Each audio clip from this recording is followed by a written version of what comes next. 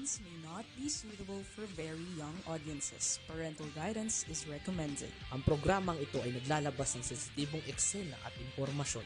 Striktong patnubay at gabay ng magulang ang kailangan.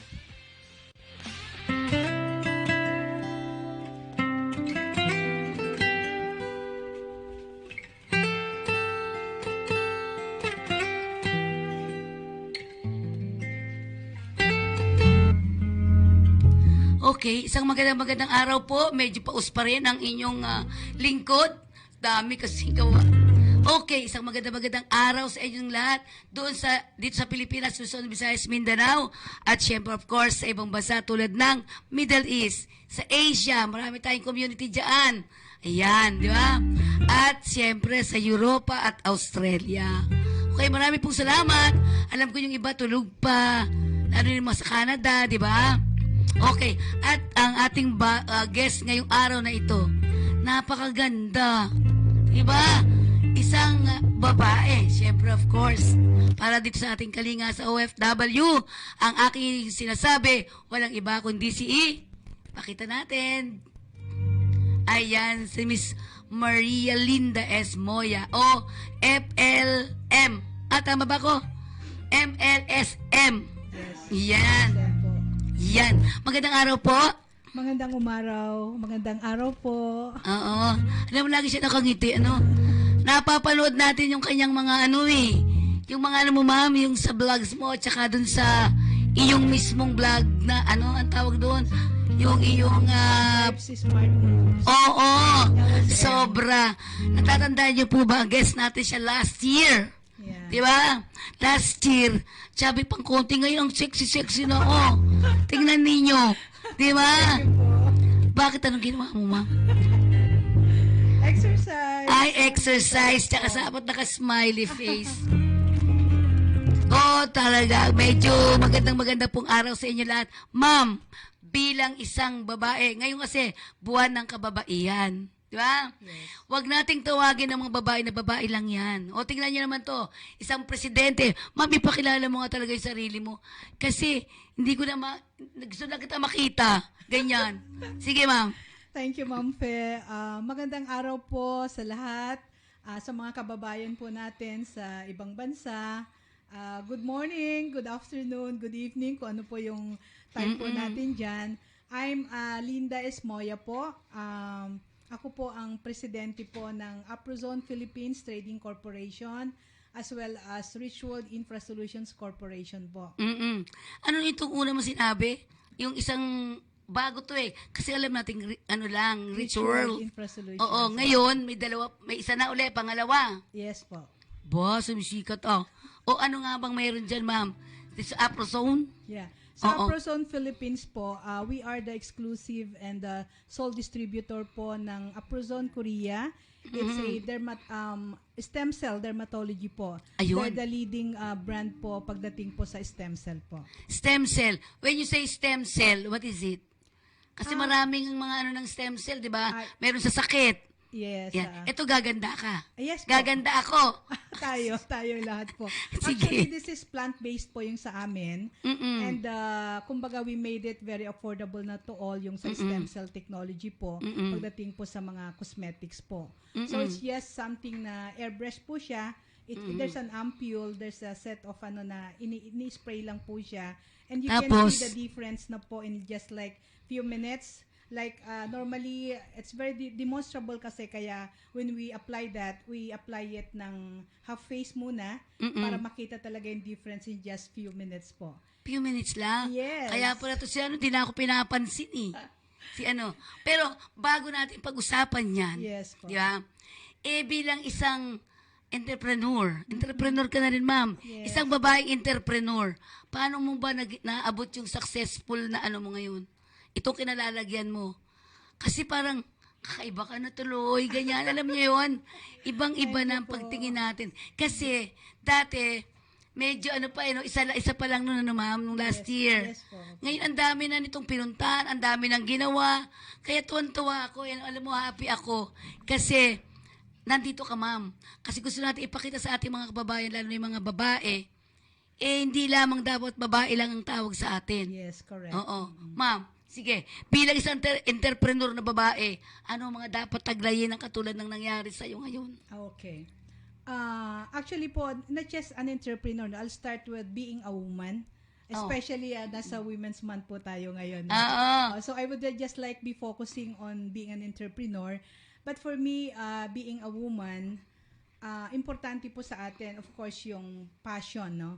Kung saan po tayo magaling, saan po yung interest natin, yun po yung gagawin natin. You asked me na paano ako nakarating dito. I think it's all about hard work, patience, perseverance po, na kung saan po narating ko ngayon because I had a very clear vision kung anong gusto ko sa buhay. And when I do that, I make it like just an hobby. Hindi mahirap Happy pa lang, kasi no? happy ka. You're happy So doing happy. that. Yes. Pero, kasi success ka na eh. Kahit sa mo tignan, success ka na. Thank you Ano po. ang pagiging successful ng isang tao na katulad ng mga kababaihan natin? Yes. When you say successful o success, what is success in your life? Well, O for ikaw, me, ikaw.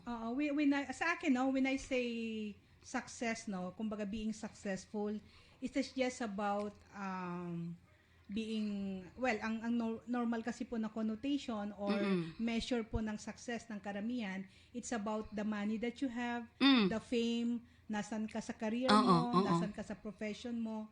It's all about yung nakikita na kumbaga externally na more on the finances, no, sa financial of where you are, no. But for me, being successful, it's something na parang you are free to do what you want and you're happy doing it. No matter, example, being a housewife.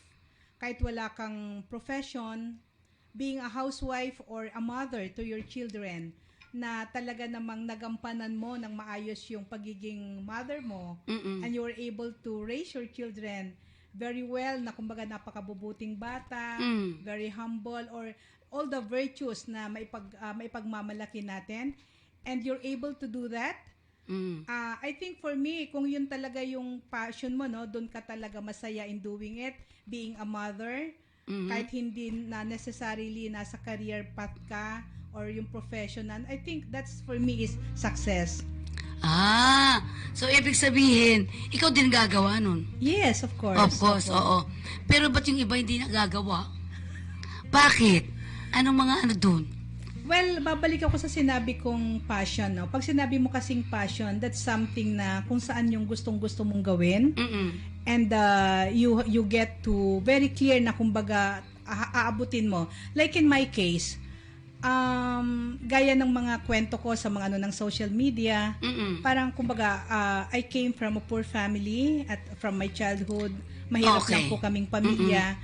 So, for me, ang ano ko sa buhay, no, it's about, may tinatawag po tayong kung ano yung events or yung eventuality sa buhay mo. There's also this reaction, how do you react to that? And that impacts on the output sa buhay mo. For example, pinanganak kang mahirap. Okay. So, mahirap ka, ang alam mo, since mahirap ka, wala ka ng chance para mag-business, para umunlad. Because for one, wala kang capital. So, tendency, nakokontento ka kung anong meron ka, kung ano lang yung nakalakihan mo. So you tend to, ang output nun sa buhay mo, you stand to be ganun pa rin. Kumbaga hindi ka anong nag-grow. Unlike on the other side naman, the other way is that against babalik, sabi ko nga, the eventuality of your life is like you were born poor or yung kinalakihan mo, hindi ganong kasaganang buhay. But in your mind, you don't want to stay there forever, to be poor. So parang you have that in mind na ako at kahit nung bata pa ako, very clear sa akin yung direction na gusto ko hindi ako, kumbaga, lalaki ako at magiging matagumpay or magsisipag ako para sa success ko. And that changed it. So kahit na mahirap ang buhay, I made it a point na una sa lahat sa akin yung pag-aaral ko, yung education. Because alam ko yun ang pinakamalaking, kumbaga, baon ko may papamana sa akin ng mga magulang ko. And yun po yun. Dire-diretso. So may inspirasyon ka din. Yes. So, diba? May purpose ka, may goal ka sa buhay. Yes. Kailangan kasi may goal ka. Sometimes yung iba kasi, gusto ko lang parang gano'n. Kaya wala. Opo. So may inspirasyon ka. Ikaw ang inspirasyon mo, yung family mo. Yes, right? correct po. Opo. Ayan. Dalaga ka pa ba daw? Chismoso naman to.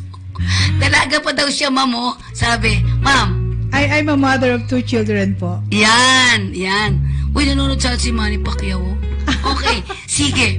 Ang sinasabi nga natin ay, so sa inyo, ma'am, ang karir mo ay talagang pinapangalagaan mo din. Correct, opo. Oo. Tsaka ikaw hindi ka nag-isa lang di ba? Parang inisip mo, after this, dito naman ako. May ganun ka Yes. Di ba? Kasi may iba na dito na lang ako, ayoko na doon sa iba. Di ba? Ako po kasi ang goal ko or principle ko in life that every day in my life, every day I want to do better than yesterday. So every day I give my best and every day tinitingnan ko na kung ano nagawa ko ngayon, mas maayos tomorrow, that. So parang continuous growth, yun po. Yun.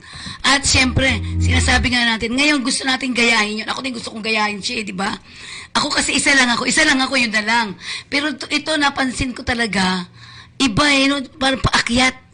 Ang iyong di ba, ang growth mo, ang career mo, paakyat. Bakit may ganun? Kasi sa amin, sa mga iba, parang eto na ako, di ba? Dito na lang ako. Parang ganun. Ikaw talagang gusto mo pang mag-excel, kumbaga. Yeah. Siguro let's put it na parang may goal ka sa buhay and especially if it's clear with you kung ano yung why mo sa buhay or purpose mo sa buhay. For me, nakita ko kasi na I'm happy helping other people from my family, from my office mates and all that. So parang like sa isang kumbaga I can be a channel of blessings like sa companies na where I'm heading, being the president and CEO of these companies. I'm able to give employment kasi or livelihood to people, and that alone yun po yung nagpapalakas sa akin to continually mag-grow araw-araw. And like sa companies, I make it a point, may mga projects. Yun. Personally po talagang hinahanap ko po yun para may tatrabahuhin po mga empleyado namin. Ayan. May isang nanonood sa atin. Isa siyang writer. Ayan. Isa siyang writer ng iba't ibang mga palabas, sine. Ganyan. Director, writer, si Lawrence. Ayan. So, hello Lawrence ha. Sige. Gusto niya siguro isulat na. Kasi alam mo, dapat, bukod sa pagiging ikaw bilang babae, meron ka pang ibang mga gustong gawin, di ba? Sa mga nakaraan mo, ma'am, ano na yung sinasabi mo na parang, natapos ko na ito. Parang ganon. Pag natatapos mo ang isang bagay, sa tingin mo ba happy ka? Well, paano maano yung happiness mo? Okay. Siguro I'll answer this way po, no? When I started the business, my only purpose is like to have a better life or a more progressive life than sa dati. Mapag-aral ko yung mga anak ko ng maayos, makatapos sila, and I can have a simple house and lot and a car.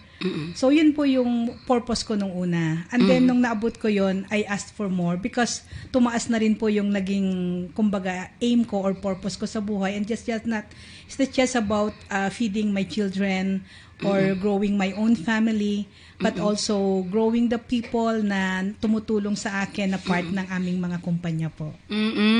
Yun.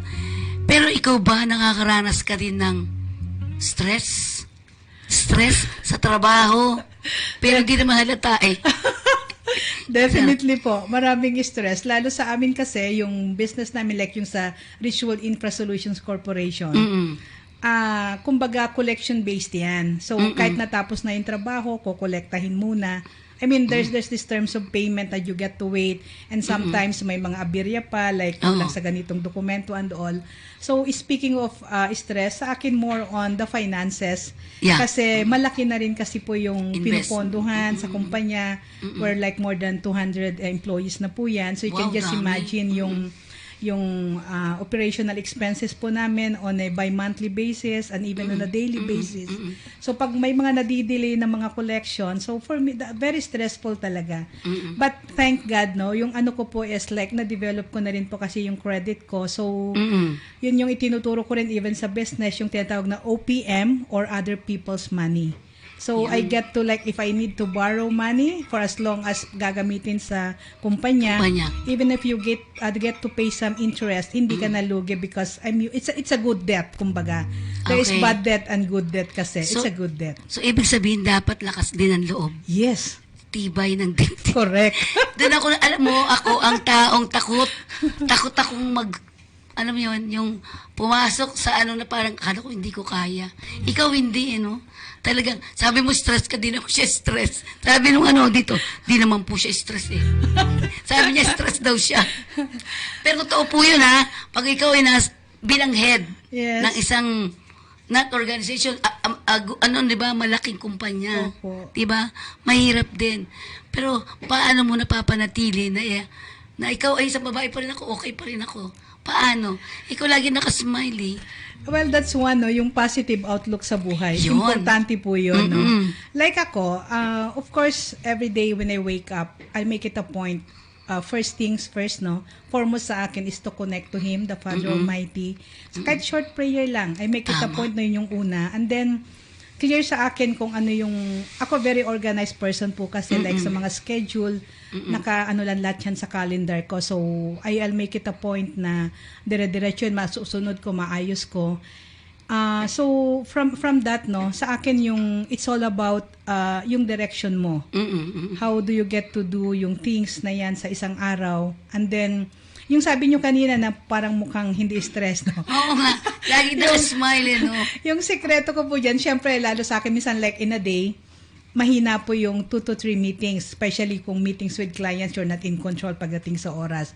Pag internal meetings sa companies, yes, okay, pwede kong i-move yan, So, yung tanong mo tungkol doon sa stress, minsan isa sa like sa physical well-being, sa itsura or sa lang.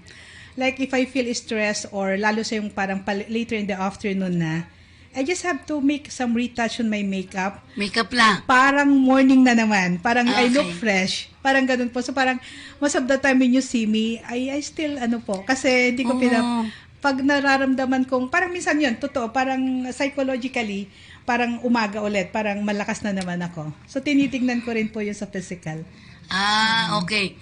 So, parang, ito problema. O sige, yan ka naman, dyan ka na lang. Tapos talagang ngingiti ka lang. Okay. Wala kang mga yung mga ganun-ganun, di ba? Wrinkles. Oo, wala. Siguro smiley face talaga ang kailangan, Opo. Importante po yan. Pero paano mo pinapangalagaan ang health mo pa rin? Health kasi, alam niyo po, napakahirap talagang humag-handle o humawak ng mga kumpanya. Lalo na kung ikaw ay babae, tapos ang dami-dami mo pang gustong tulungan, ang dami mo gustong maabot, di ba? Opo. Paano mo pinapangalagaan yan? Nung una po, yung sa health, talagang hindi po maiwasan na like, ako noon when I was starting yung business, when I was startup company, talagang mahaba na po yung 3 to 4 hours na tulog ko. Because parang one-man army, syempre maliit pa yung business, hindi ko kayang magbayad ng maraming tao and all that. And like, pag nasa labas, like the whole day, I'm on field works or meetings with LGU officials most of the time. So sa gabi doon naman yung basa ko ng mga email and I get to respond to email sa mga clients. So kahit gustuin ko magpahinga ng mas mahaba, talagang hindi kaya. Because that's the, kumbaga, requirement ng trabaho ko. At yun lang yung nasa sitwasyon ako na yun yung kaya. So, what I did, girinaw ko ng girinaw yung business. It was not that easy. Pero yung pag-grow ko na yun, lumaki siya. I get we're able to employ naman people, mga professionals na nakatulong ko. So, doon ko na ano yung importansya po ng delegation ng mga trabaho. Yes. So, when I delegated some work, it gave me more time. Like right now po, I am very happy to say na ipagdating po yung tanong mo sa health, pinapangalagaan ko po talaga yan. And one is rest, yung sleep po talaga. Ang pinakamahina po talaga, na konti na sleep ko po is 5 hours, but I'm able to complete na po yung 8 hours sleep. Oo. So, importante po yun sa health. Tsaka siguro, ang isang napansin ko, ako din, ganun ang naisip ko lagi, yung para bang, pag may naging nagawa ka na maganda, parang ang sarap ng pakiramdam. Correct. Lalo na kung may matulungan ka, no? Yes. Yun lang yun eh. Kaya bata pa kami talaga. Tignan mo, mamo, di ba? Ang kit-kit mo dyan, no? Di ba? Well, anyways, ngayon ang mga nanonood sa atin na iba't ibang mga bansa, no? At karamihan sa kanila ay puro babae. Yabang naman yun, no? Pinapakita yun, tingnan daw, di ba? Okay. Anyways, ang binabanggit natin dito, ma'am, sa bilang isang simpleng babae, Opo. ikaw kasi medyo mataas na di ba? Doon sa mga katulad namin, na simple lang, sa tingin mo, magiging successful din kaming katulad mo? Yes, of course. In fact, yung success ng tao, sabi ko nga, it's about mindset po yan. Okay. Like, kung saan yung pinakagusto mo sa buhay, saan ka masaya, doon ka, do it. It doesn't have to be like, kasi as I've said a while ago, kaya sinabi mong simple lang kami or what, because the measure of people, most of course, generally, no, ang measure kasi pagdating sa success is about your wealth, your money, or Yes. your fame. Yeah. But again, as I've said, like, if you are in a career na gustong-gusto mo, yun ang vocation na gusto mo, opo. and you do it, at talagang nag-excel ka doon, at masaya ka sa ginagawa mo, that alone is success. Okay. So, ibig sabihin, walang age limit. Wala po. Wala. In fact, kahit nga yung mga retired na, minsan doon pa nag-i-start ng magandang buhay. Kakatuwa, opo. Ayan. Kasi, ako ang paniniwala ko, pag may edad ka na, wala ka ng pag-asa. Hindi pala. Ayan na, may pag-asa pa tayo. Yes. Di ba? Well, nakakatuwa naman. Sa kalagayan mo ngayon, ma'am, kamusta ang family? Kasi sabi lang nila, kapag okay ka sa karir mo, sa family mo, hindi. Pwede bang patunayan mo na hindi tama ang mga sinasabi nila? Okay. Actually, that's about balance kasi or moderation. No? Well, I must admit, nung una po, nung nagpapalaki pa lang po ako, talaga naapektuhan din po talaga yung marriage ko. Nagkahiwalay kami ng husband ko o father ng 2 anak ko. But for many reasons na ano din naman po that ako po yung nag-decide to have kumbaga bagong ano ng buhay ko. But right now, if I may say, when I say family kasi, like my 2 kids, they're enough for me. And yung balance nun, the mere fact that I was able to raise them singly na mga mabubuting bata, no? And because my eldest, hopefully po maging abogado na po yon. Yung aking bunso naman po babae, she's in her 3rd year, I think, sa med school niya. Pero registered psychometrician po yon. So yung ano doon is, kung sa panahon ngayon, I can say balance na po yon. Like having 3 grandchildren also. I have 2 kids and 3 grandchildren. And I have more time for them kasi very stable na po yung mga companies where I'm heading po. Ang galing ano. Ano pa gusto mo marating? Ano pa? Yeah, continuous lang po. Yung like, since I am the first generation for these companies, Yes. kumbaga ako yung nag-develop nito, ako nag-create, and I was able to make it a progressive po. It's my intention, it's my dream na these companies will be continued or mapamana po sa mga anak ko, sa mga apo ko, mga kaapu-apuhan. It's going to be an institution to provide livelihood to many people. Ayan. At syempre sabi nga natin, dahil itong mga OFW, paano natin sila matutulungan? Halimbawa, kasambahay ako, ano yung mga pwede pang extra na pwedeng pagkakitaan nila? Meron ba kayong mga ganyan sa company ninyo?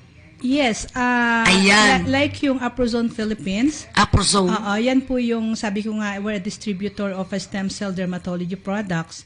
And that would be distributed through a multi-level marketing scheme and also direct selling. So anyone or everyone is actually welcome to be part of that na pwedeng pagkakitaan po.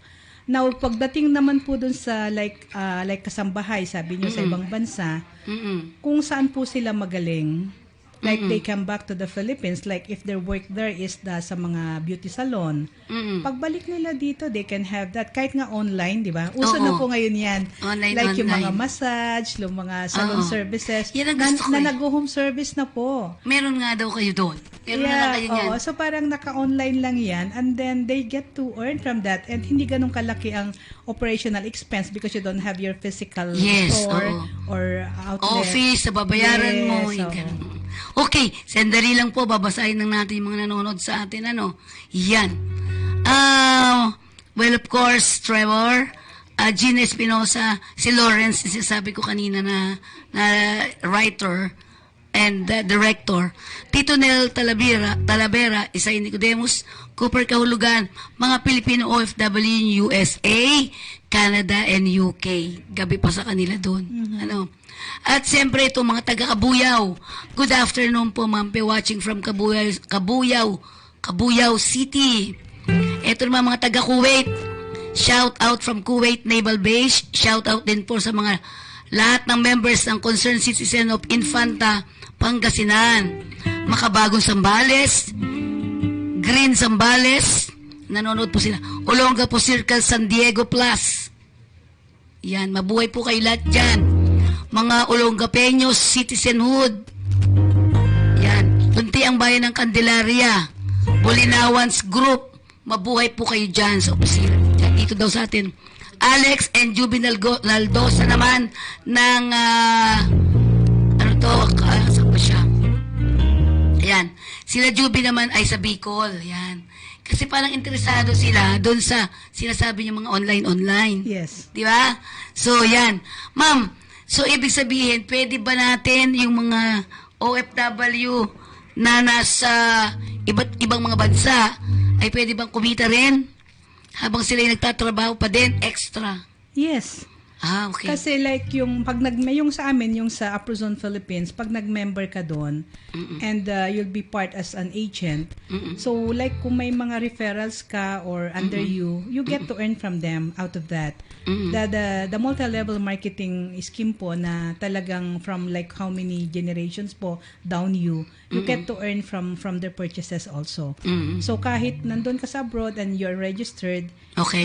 May mga nabibentang product, then still they get to earn from that. Yan. So magandang balita yan sa ating mga OFWs, no? Hindi lang kami babae lang, kundi babae ka talaga. Yan. At sa babae, marami tayong, alam mo mga babae, marami siyang mga iniisip na maganda, no? Parang ganun. Pero ma'am, syempre, habang ikaw ay umaangat sa iyong ginagawa ngayon, di ba? Meron ka namang in return ibibigay sa kanila. Ano po yung mga ginagawa ninyo para maisukli naman natin sa ibang mga tao ang mga successful na nagagawa mo? Well, right now po, I'm a member of many organizations like the Zonta International, the Rotary Club of Makati Ayala Triangle, and one organization for business owners, that's the GCI, or the Growth Circle International na headed by Raymond de los Reyes or si Boss RDR. So yung parang paano natin mabibigay, like sa GCI po, we have webinars na nagtuturo po kami about business, yung mga ganyan po. Tapos those na like business owners, big or small, even if kasisimula, they can be part of the RDR business community, yung mga ganyan po. So, parang while we are part of that, minsan, most of the time, we are the speakers. So, nagtuturo po kami doon. And even in my channel, sa Linda Esmoya or Like Smart Moves, no? Yan, napapanood ko yan. May mga ano po kami doon na parang just to help on sa business, mga business tips, also minsan sa family, even sa love and relationship. Ay, yun, so, gusto ko yun. makikita po yun. Alam nyo dito, pagka yung mga relasyon, gustong-gusto nila yan. Marami po akong vlog dati dyan tungkol sa love and relationship. Vlogger kasi ito eh. Pero sa susunod po, makinig po kayong mabuti, lalo na yung mga nandito sa Pilipinas. Ayan, yung mga taga-Kuwait din, no? Magkakaroon po siya rito ng programa. Wow, thank you. Pipiliin lang natin kung anong oras ang gusto nitong ating manager, ayun o, Miss Christina. Kasi siyempre itong ating naku, Diyos ko, ang hirap kaya mag-schedule din, di ba? Opo. Ayan, basta sa Mayo ba, ma'am? Mother's Day naman yan. Yeah. Tama. Ayan. So, marami rin kayong kinakakapalooban. Pero saan yung gustong-gusto mo talagang tulungan? Ako mostly talaga doon sa mga single moms. Yeah. Okay. Yung mga yan and yung mga startup businesses. In fact, syempre hindi naman lahat ng tulong mo kailangan mong sabihin, but I get to help many, especially mga entrepreneurs po na startups, that they come to me, they ask for some mentoring, and then that alone, natutulungan ko po sila po. Yun. So, siguro dito niyo malalaman po kung kailan mag-start ulit yung mga ganitong usapan natin, no? At promise natin dito, Mama, promise natin tuturuan natin ang ating mga kababayan sa iba't ibang larangan ng mga business, di ba? Bilang isang babae. In fact, doon sa ko po, may segment po ako ngayon doon sa LSM or Life's Smart Moves, merong Ask LSM. So, like, nag-PPM sila or so, sinasagot ko po doon. And kung talagang marami pong, like, may mga organization na gustong, I can be part and I speak for them. I can mentor. Yon. yung mga taga-kakampi, ha? Yan. May Saudi Arabia sila, Ma'am Mila Lapos. Naku, ang laki-laki ng organization nila sa Saudi Arabia. Yan. Sige. Tama-tama. So, ma'am, may mga gusto ka bang sabihin sa ating mga kababayan? Ano yung mga gusto mo pang gawin sa buhay mo? Una, yan. Kasi alam mo, minsan, pag may naririnig silang iba, alam mo yon, ginagaya din namin. Parang gano'n, di ba? Parang ikaw yung magme-mentor sa amin. Ay, oo nga, no? Kasi ang una ko nalaman, age doesn't matter. Correct. Di ba? Oo. Pwede pa lang kahit anong panahon, pwedeng business. At pwede kang mabuhay basta ng ano. Di katulad pag nag-a-apply ka ng trabaho. Di ba? So, ma'am, ano pa ba yung mga gusto mong gawin? Yan muna. Meron ka ng ilan yung alam mo, di ba? Ano pang gusto mong gawin sa buhay mo? Well, ang ano ko po dyan is more on to empower people, to help people. Especially in women. Yes, in my small ways. Kahit man lang sa simpleng mentoring, pagtuturo, ganyan, or sa mga like may mga speaking engagement na pwedeng ma-empower sila. Yun yung mga happy ko pong ginagawa ngayon. And yun, yung pagdating sa business, sabi ko nga, kahit na saan ka, kahit anong estado mo sa buhay, like if you have that entrepreneurial spirit, like for you, parang alam mo mag-business, kahit sa, like, simpleng pagtitinda-tinda ng ulam. Oo. Alam mo bang yung kahit sa mga kapitbahayan, or there are many, like, now uso na po yung mga group chats. Yes. Like sa isang community, sa isang subdivision, they have that group chat. Ipopost mo lang kung anong-ano, kumikita po yan. Kasi like, alam mo, merienda for today, ganyan. And then, i-deliver via e-bike o mga bikes na ganyan. So, those things, lalo ngayon po, nasa digital age tayo. Oo. Hindi katulad nun pag nag-business ka, importante yung location, yung physical office or physical store, physical outlet. Ngayon po kahit online. So, I can say, mas madali na pong mag-business ngayon. Oo. Alam niyo ba, ako po nagtinda ng yelo. Doon. Bago pa lang ako mag-asawa, sabi ko, wala akong trabaho. Di ba? Yun, nag-business. Pero ang tanong nitong isa natin, sabi niya, tama ba yung sinasabi ng ibang kalalakihan na kailangan hindi ka magtrabaho yung babae, lalaki lang magtatrabaho? Naniniwala ka sa ganun, ma'am? Ay, no. Ako naramdaman ko yun noon. Huwag ka magtrabaho, dito ka lang. Para naman kung kawawa. Di ba? Una, pag sinabi yun na huwag kang mag-imbaw sa babae, sabi ng babae na huwag magtrabaho, yung lalaki na lang. Ang tanong doon, sufficiently ba makaya niyang tustusan lahat-lahat ng pangangailangan sa pamilya na yung tipong hindi siya gahol o hindi magkukulang. Kasi lalo sa panahon po ngayon, importante talaga nagtutulungan. Dalawa kayo. Oo, nagtutulungan. However, there are still men yung mga dati po na isip natin na they want women to be the housewives only na sa bahay. Well, sabi ko nga, kung sapat-sapat siguro at gusto lang siguro nung yung husband na maalaga ang maiging mga anak na hindi pagkakatiwala sa mga katulong, okay naman po yun. Kasi iba rin talaga yung pag-aaruga ng isang nanay. No? Kasi like if you're both working, definitely you get to have your yaya for the kids and all that. So maaring yun po ang dahilan. But again, babalik ako dun sa sitwasyon na sufficient ba talaga, enough ba talaga yung support o yung kinikita ng husband para sabihin na tumigil sa pagtatrabaho or wag na magtrabaho yung wife. Yun. So, pero sa iyo, sa from the point of view mo bilang isang Linda S. Moya, LSM, tama ba? Opo, LSM. Okay. Lagyan mo na ng Maria, maganda mo. Okay. Bilang LSM, baka magkamali ako kasi maganda yun gagayahin ko yan. Ano ang masasabi mo sa kanila? Yung mga ganyan. Lalo sa mga kalalakihan. Okay.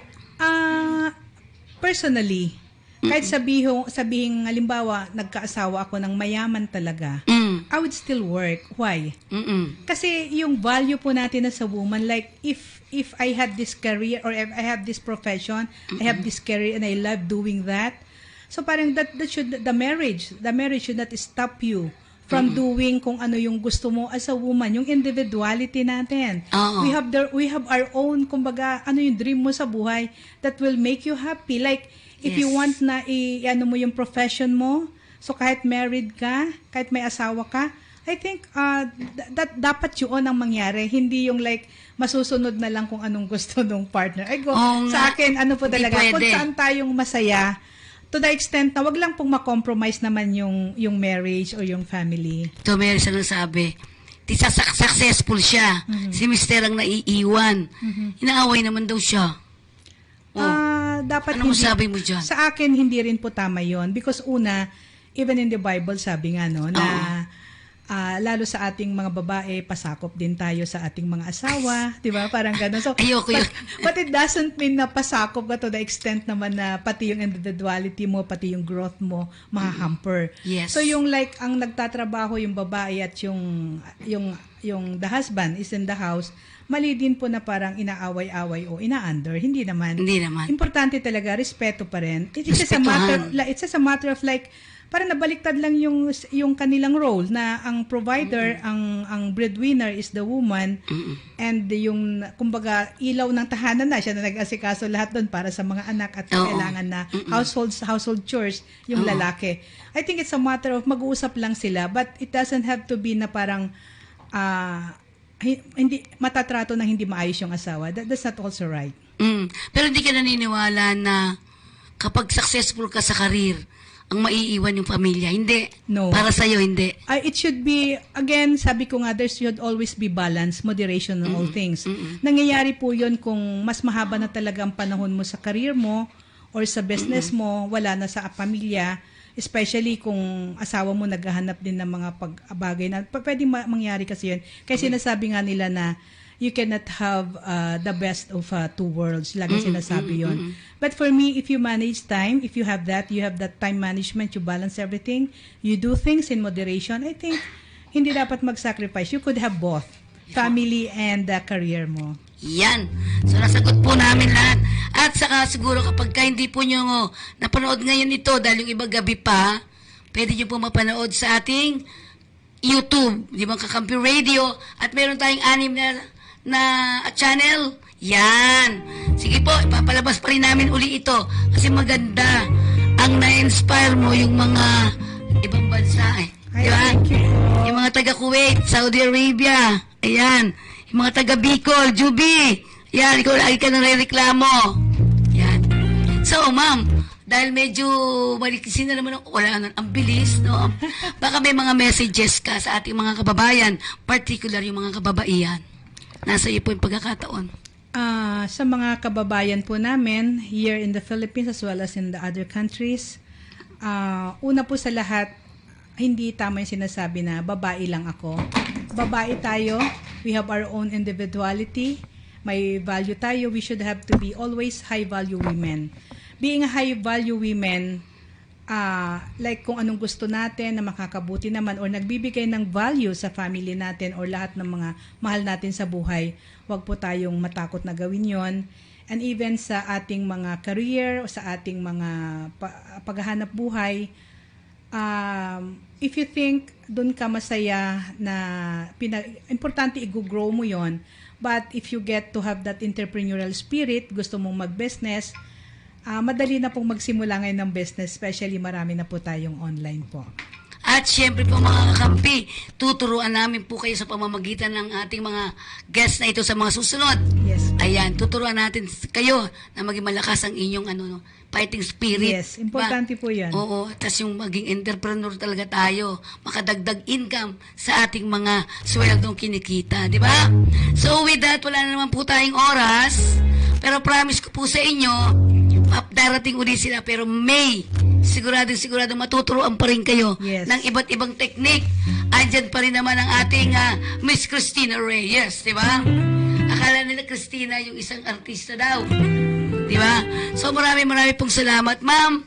Thank you so much po. Opo. Huling hirit mo si Ma'am Cora nanonood din ngayon. Oh. Hi, Ma'am Cora. Yan. Ma'am, to sa mga mo, yung iyong mga, batiin mo yung iyong mga mga 200 na tauhan. Thank you po for this opportunity, Ma'am Fe. I just want to batiin po lahat ng aming mga officers and employees po ng Rich World Infra Solutions Corporation, HJ Rope Masters Inc., and Upperzone Philippines po. Tuloy-tuloy po yung ating pagtutulungan, and we always go for para lalo pong mag-grow natin ang ating company so that everybody is happy. May mga employment po tayo. We get to be employed hanggang kailan po na gustuhin po natin. Salamat po. Maraming salamat. Ito po yung lingkod Penny Codemos. Marami tayong natutunan ngayon. Muli po, ito ang inyong kalinga sa OFW. Marami pong salamat. See you Tuesday ulit, ha?